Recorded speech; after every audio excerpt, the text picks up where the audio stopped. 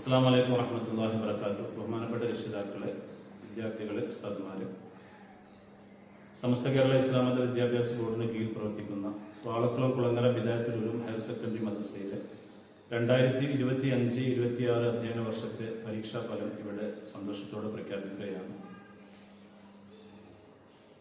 ആകെ പരീക്ഷ എഴുതിയ വിദ്യാർത്ഥികൾ 172 വിദ്യാർത്ഥികളാണ് പരീക്ഷ എഴുതിയത്. പരീക്ഷ എഴുതിയതിൽ 169 കുട്ടികളും ഉന്നത വിജയം നേടിയിട്ടുണ്ട്. വിജയ ശതമാനം 98.25%.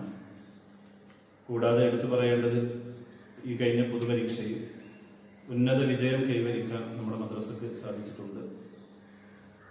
പരീക്ഷ എഴുതിയ മുഴുവൻ വിദ്യാർത്ഥികളും വിജയിക്കുകയും കൂടാതെ 5 ടോപ്പ് പ്ലസ് കരസ്ഥമാക്കുകയും 24 വിദ്യാർത്ഥികൾ ഡിസ്റ്റിങ്ഷൻ നേടുകയും 14 വിദ്യാർത്ഥികൾ ഫസ്റ്റ് ക്ലാസ്സോടുകൂടി ഉന്നത വിജയം നേടുകയും ചെയ്തിട്ടുണ്ട്.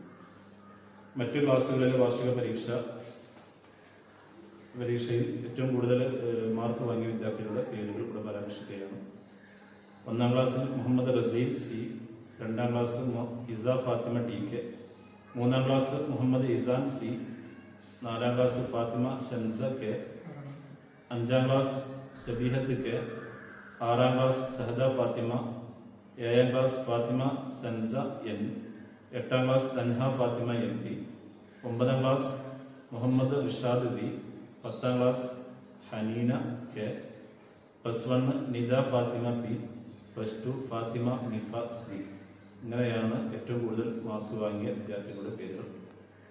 അതുപോലെ തന്നെ ഇന്ന് 10:30 വിദ്യാർത്ഥികൾക്ക് അവരുടെ ഫലങ്ങൾ ഓൺലൈൻ വഴി കാണാൻ സാധിക്കുന്നതാണ്. നേരത്തെ ഗ്രൂപ്പുകളിലൂടെയും മറ്റൊക്കെ അറിയിച്ചിട്ടുള്ള ലിങ്ക് വഴി അവർക്കത് കാണാൻ സാധിക്കുകയും പ്രിന്റ് എടുക്കാൻ മറ്റൊക്കെ സാധിക്കും ഇൻഷാ അല്ലാഹ്.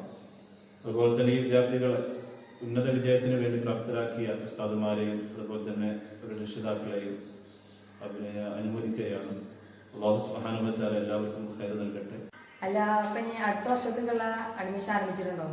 അടുത്ത വർഷത്തേക്കുള്ള അഡ്മിഷൻ നമ്മൾ കഴിഞ്ഞ ബുധനാഴ്ച 11ാം തീയതി നമ്മൾ ആരംഭിച്ചിട്ടുണ്ട്. ഏകദേശം 11 കുട്ടികൾ അന്ന് അഡ്മിഷൻ എടുത്തിട്ടുണ്ട്.